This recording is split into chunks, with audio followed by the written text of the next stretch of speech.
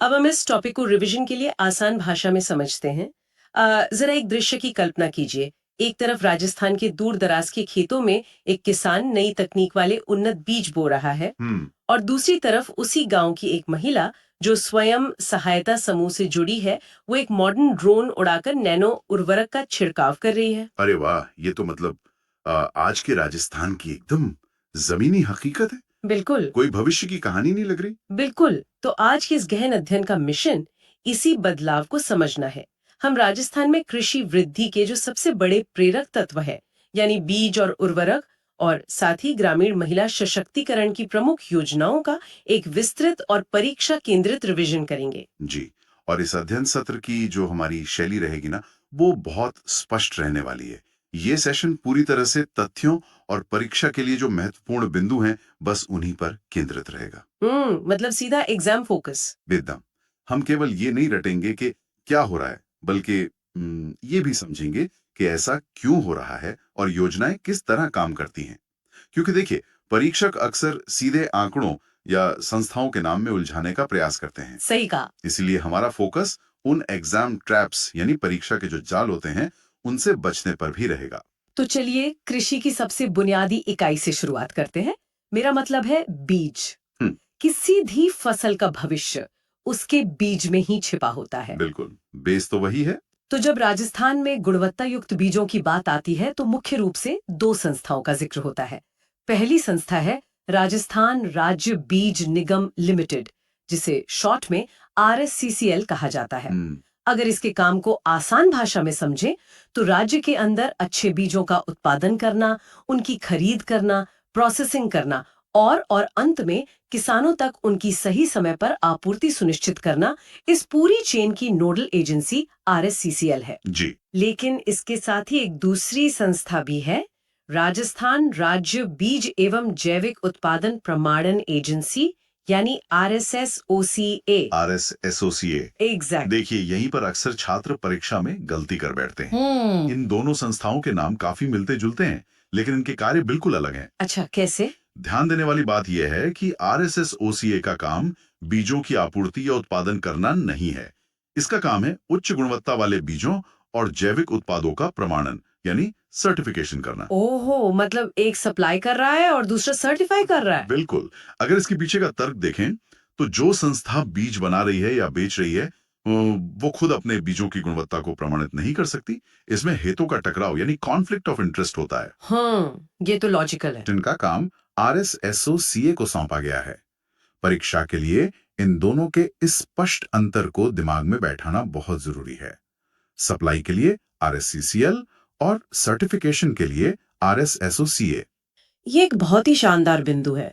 अब गुणवत्तापूर्ण बीजों से ही जुड़ी एक बहुत ही अहम फ्लैगशिप योजना का विश्लेषण करते हैं, मुख्यमंत्री बीज स्वावलंबन योजना। इस योजना के उद्देश्य को समझने के लिए ना एक छोटी सी एनोलॉजी लेते हैं। जी बताइए। जैसे किसी भी परीक्षा की तैयारी के लिए बाजार से नोट्स खरीदने के बजाय खुद के बनाए हुए नोट से पढ़ना सबसे ज्यादा असरदार होता है, ठीक उसी तरह इस योजना का मूल विचार ये है कि किसान बीजों के लिए दूसरों पर या बाजार पर निर्भर ना रहें। स्वावलंबी बने। बिल्कुल, वे अपने ही खेतों में अच्छी किस्म के बीजों का निर्माण खुद करें। बहुत सही एनालॉजी दी आपने। और इस योजना का जो कालक्रम है ना, वो परीक्षा के दृष्टिकोण से बहुत महत्वपूर्ण है। इसकी शुरुआत वर्ष 2017 में हुई थी, लेकिन एक सेकंड, ये एक साथ पूरे राज्य में लागू नहीं हुई थी। अच्छा, तो कैसे शुरू हुई? प्रशासन ने इसे शुरुआत में एक पायलट प्रोजेक्ट के तौर पर शुरू किया था। राजस्थान में कई कृषि जलवायु खंड हैं, जिनमें से शुरुआत में केवल 3 खंडों में इसे लागू किया गया। और वो 3 खंड कौन से थे? कोटा, भीलवाड़ा और उदयपुर। फिर जब इन 3 क्षेत्रों में किसानों द्वारा स्वयं बीज तैयार करने के पॉजिटिव रिजल्ट सामने आए, तब अगले ही वित्तीय वर्ष यानी 2018-19 में इस योजना का विस्तार करके इसे राज्य के सभी 10 कृषि जलवायु खंडों में लागू कर दिया गया। यानी 2017 में 3 खंड और 18-19 में पूरे 10 खंड। एकदम सही। इसमें एक और तकनीकी नियम है जो काफी दिलचस्प है। इस योजना के दायरे में गेहूं, जौ, चना, ज्वार, सोयाबीन, सरसों, मूंग, मोठ और उड़द जैसी प्रमुख फसलों का बीज उत्पादन किया जाता है। लेकिन इसमें एक सख्त शर्त है। वो 10 साल वाला नियम। हाँ बिल्कुल।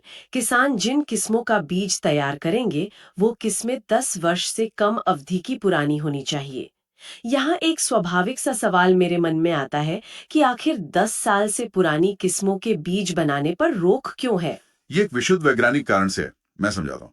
जब कोई नई बीज की किस्म विकसित होती है ना, तो शुरुआत में उसकी रोग प्रतिरोधक क्षमता बहुत अच्छी होती है और पैदावार भी शानदार होती है। हम्म। लेकिन समय के साथ आनुवंशिक गिरावट, जिसे हम जेनेटिक डिग्रेडेशन कहते हैं, जी। उसके कारण और नए तरह के कीटों के पनपने से हम्म। पुरानी किस्मों की ताकत कम हो जाती है। ओ, तो इसलिए अपडेट करना जरूरी है।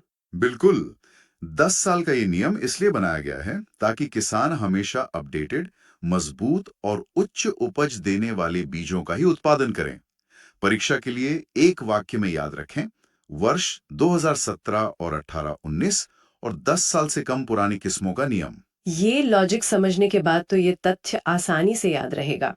अब बीजों के ही संदर्भ में राज्य के बजट 2026-27 के कुछ ताज़ा और बेहद महत्वपूर्ण प्रस्तावों पर नजर डालते हैं। बजट में घोषणा की गई है कि इसी योजना के तहत गुणवत्ता युक्त बीज उत्पादन के लिए किसानों को 90% अनुदान पर 70,000 क्विंटल बीज उपलब्ध करवाया जाएगा। एक मिनट, 90% अनुदान? हाँ, इसका मतलब है कि किसान को बीज की कीमत का केवल 10% ही चुकाना होगा। ये तो एक बहुत बड़ी आर्थिक राहत है। बिल्कुल है। इस भारी सब्सिडी का सीधा सा अर्थ है कि सरकार चाहती है कि गुणवत्ता वाले बीजों की कीमत किसानों के लिए कोई बाधा ना बने। ज्यादा से ज्यादा किसान इस योजना से जुड़कर अपने खेतों को बीज उत्पादन का केंद्र बनाएं। सही कहा। इसके अलावा बजट में अलग-अलग भौगोलिक और मिट्टी की समस्याओं को ध्यान में रखकर कुछ विशेष बीजों के निशुल्क वितरण का भी प्रावधान है। जैसे कि जैसे क्षारीय और लवणीय भूमि के सुधार के लिए ढांचा बीज के 50,000 मिनीकिट्स निशुल्क वितरित किए जाएंगे। हरे चारे की समस्या से निपटने के लिए 5,000 कृषकों को नेपियर घास दी जाएगी। ये काफी स्पेसिफिक है। और पश्चिमी राजस्थान के 1,000 किसानों को ईसबगोल, अश्वगंधा, सफेद मूसली और एलोवेरा जैसे औषधीय पौधों के उन्नत बीज दिए जाएंगे। देखिए, यहाँ हर बीज का अपना एक विशेष कार्य है। जैसे आपने ढाइचा का नाम लिया। ढाइचा एक हरी खाद वाली फसल है। जब इसे खेत में उगाकर वापस मिट्टी में मिला दिया जाता है, तो ये क्षारीय और लवणीय मिट्टी के पीएच स्तर को सुधारने में मदद करता है। अच्छा, तो ये उसका साइंटिफिक लॉजिक है। जी। और पश्चिमी राजस्थान का जिक्र इसलिए महत्वपूर्ण है क्योंकि वहां की शुष्क जलवायु ईसबगोल और अश्वगंधा जैसी उच्च मूल्य वाली औषधीय फसलों के लिए बहुत अनुकूल है। परीक्षा में ये सीधा पूछा जा सकता है कि औषधीय पौधों के उन्नत बीज विशेष रूप से किस क्षेत्र के किसानों के लिए प्रस्तावित हैं? तो उत्तर पश्चिमी राजस्थान होगा। एकदम सही। ये क्षेत्र विशेष का तथ्य वाकई महत्वपूर्ण है। इसके साथ ही नई किस्मों को लोकप्रिय बनाने के लिए जो निःशुल्क बीज वितरण योजना चल रही है, उसके आंकड़े भी देख लेते हैं। वर्ष 2025-26 के खरीफ और रबी सीजन में नई किस्मों के कुल 31.50 लाख बीज मिनी किट वितरित किए जा चुके हैं।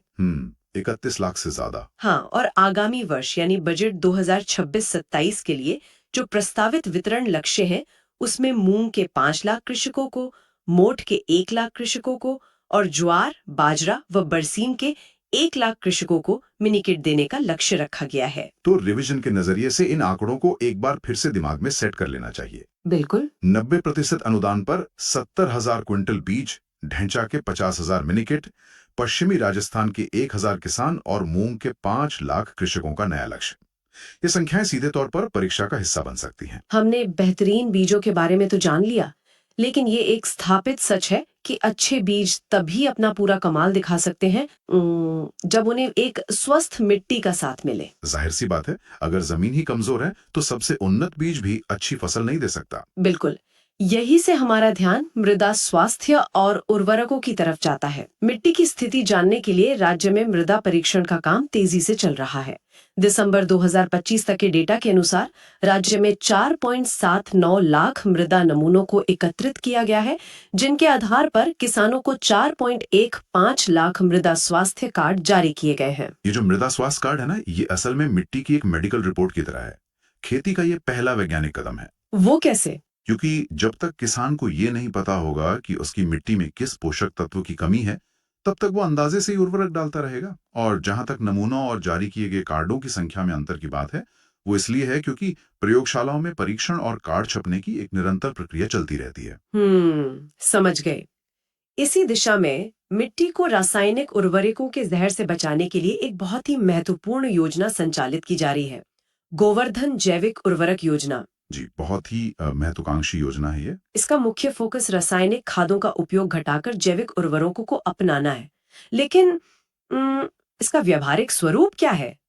मेरा मतलब है, गोवर्धन जैविक उर्वरक योजना में वित्तीय सहायता वास्तव में किसे और कितनी दी जा रही है? देखिए, इस योजना का ढांचा बहुत ही सटीक और सीमित रखा गया है। योजना के तहत राज्य के प्रत्येक ब्लॉक से केवल 50 किसानों का चयन किया जाता है। सिर्फ 50? हाँ, और इन चयनित किसानों को 10,000 रुपए तक की वित्तीय सहायता प्रदान की जाती है। अच्छा, तो 10,000 रुपए की इस राशि का उपयोग किसान किस काम के लिए करते हैं? इस राशि का उपयोग मुख्य रूप से पशु अपशिष्ट, यानी जो गोबर और अन्य कृषि कचरा होता है, उससे वर्मी कंपोस्ट या जैविक खाद के उत्पादन की इकाइयां लगाने के लिए किया जाता है। मतलब केंचुए की खाद बनाने के लिए? बिल्कुल। और प्रति ब्लॉक केवल 50 किसानों को चुनने का कारण ये है कि सरकार हर ब्लॉक में कुछ मॉडल किसान तैयार करना चाहती है, जिन्हें देखकर बाकी किसान भी जैविक खाद बनाने के लिए प्रेरित हो।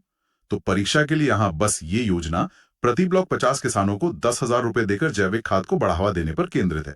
ये याद रखना है। इन मॉडल किसानों के साथ साथ आम किसानों को वैज्ञानिक सलाह देने के लिए एक और संस्थागत ढांचा खड़ा किया जा रहा है, कृषि क्लिनिक। हाँ, क्लिनिक। जैसे इंसानों के लिए अस्पताल होते हैं, वैसे ही फसलों और मिट्टी के लिए ये क्लिनिक है। यहाँ किसान आकर अपनी मिट्टी का परीक्षण करवा सकते हैं, फसल चक्र की जानकारी ले सकते हैं, और अगर फसल में कोई कीट या बीमारी लग गई है तो उसका उपचार पूछ सकते हैं। जी। वर्ष 2024-25 में राज्य में ऐसे 20 कृषि क्लिनिक स्थापित किए गए और 2025-26 के दौरान 13 अतिरिक्त कृषि क्लिनिकों की स्थापना का कार्य प्रगति पर है। इस बिंदु पे मैं एक बात जोड़ना चाहूंगा। परीक्षा के लिहाज से यहाँ एक बहुत बड़ा ट्रैप है। कैसा ट्रैप? जब हम कृषि क्लिनिक सुनते हैं तो हमें लगता है कि यह सुविधा हर गांव या पंचायत स्तर पर होगी, लेकिन ऐसा नहीं है। ये सभी कृषि क्लिनिक राज्य स्तर या गांव स्तर पर नहीं, बल्कि जिला मुख्यालय पर स्थापित किए जा रहे हैं। ओहो, जिला स्तर पर? हाँ, इसका कारण यह है कि मृदा परीक्षण और कीट विज्ञान के लिए उन्नत प्रयोगशालाओं और विशेषज्ञों की आवश्यकता होती है, जो प्रारंभिक चरण में जिला स्तर पर ही सुचारू रूप से काम कर सकते हैं।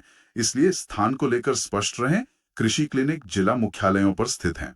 कृषि के इस वैज्ञानिक बुनियाद को समझने के बाद अब हम एक ऐसे विषय की ओर बढ़ते हैं जो खेती के तरीके और ग्रामीण समाज दोनों को एक साथ बदल रहा है। हम बात कर रहे हैं नई तकनीक और ग्रामीण महिला सशक्तिकरण के अनूठे संगम की। कृषि को आधुनिक बनाने के लिए, विशेषकर नैनो उर्वरकों का खेतों में एकदम सटीक छिड़काव करने के लिए नई तकनीक की सख्त जरूरत है, और इस तकनीकी क्रांति का नेतृत्व ग्रामीण महिलाओं के हाथों में सौंपा जा रहा है। जी। यहाँ सबसे हैरान करने वाला तथ्य ये है कि इस पूरी पहल का नोडल विभाग कृषि विभाग नहीं है, बल्कि ग्रामीण विकास विभाग है। ये एक बहुत ही सूक्ष्म और महत्वपूर्ण जानकारी है। योजना का सीधा संबंध खेती किसानी और उर्वरकों के छिड़काव से है, लेकिन इसका मुख्य उद्देश्य ग्रामीण महिलाओं की आजीविका बढ़ाकर उन्हें सशक्त करना है। स्वयं सहायता समूहों का संचालन ग्रामीण विकास के दायरे में आता है, इसीलिए इस योजना की कमान ग्रामीण विकास विभाग के पास है। इस क्रांतिकारी पहल का नाम है नमो ड्रोन दीदी योजना। मूल रूप से यह केंद्रीय कृषि एवं किसान कल्याण विभाग की एक पहल है। इसका विजन ये है कि महिला स्वयं सहायता समूहों को कृषि सेवाएं देने के लिए ड्रोन जैसी उन्नत तकनीक से लैस किया जाए। बिल्कुल। पारंपरिक यूरिया की भारी बोरियों की जगह अब नैनो यूरिया की छोटी बोतलों ने ले ली है।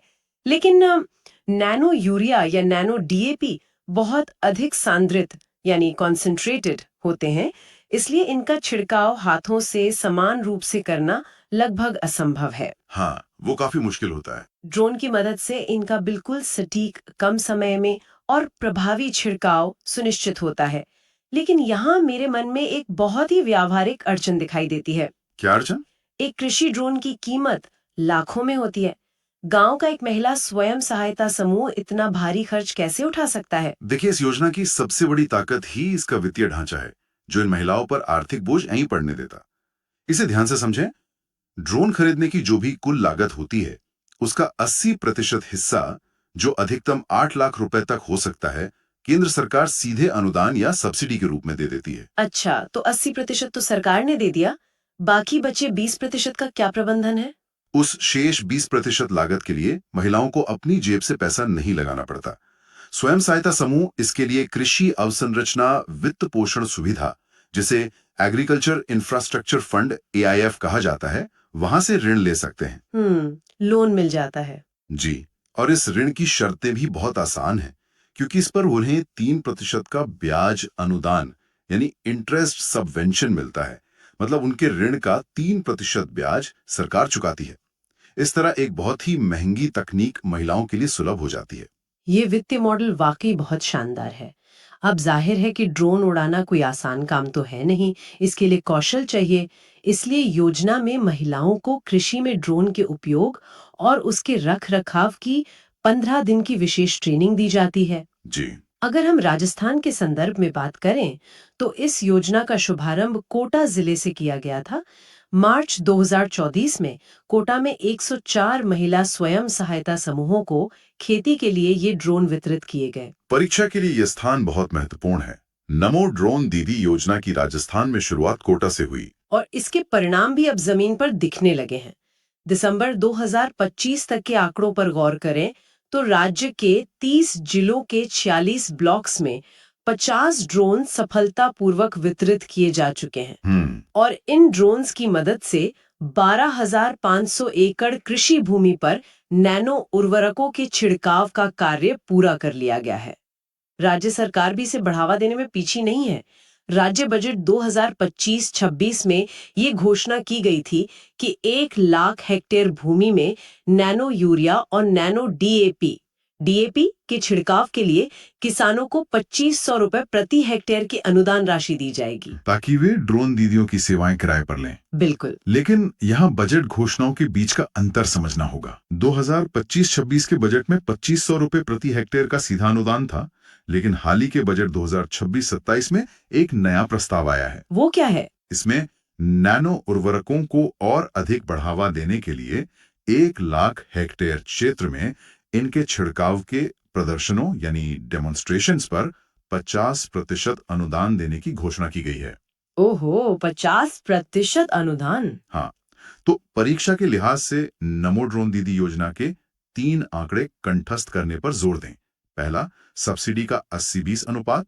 दूसरा, AIF ऋण पर 3% ब्याज अनुदान। और तीसरा, राजस्थान में योजना की शुरुआत का स्थान, जो कि कोटा है। ड्रोन जैसी उन्नत तकनीकी आजीविका से आगे बढ़कर ग्रामीण महिलाओं को और अधिक व्यापक स्तर पर आर्थिक रूप से आत्मनिर्भर बनाने के लिए एक और बड़ी फ्लैगशिप योजना काम कर रही है, लखपति दीदी योजना। जी। यह योजना केंद्रीय ग्रामीण विकास मंत्रालय के दीनदयाल अंत्योदय योजना, राष्ट्रीय ग्रामीण आजीविका मिशन, जिसे हम शॉर्ट में DNRLM कहते हैं, उसके वृहद छाती के नीचे काम करती है। तक सीमित नहीं रखना है, बल्कि उन्हें गरीबी रेखा से स्थायी रूप से बाहर निकालकर एक सम्मानजनक आय स्तर तक पहुंचाना है। इस आय स्तर को परिभाषित भी किया गया है।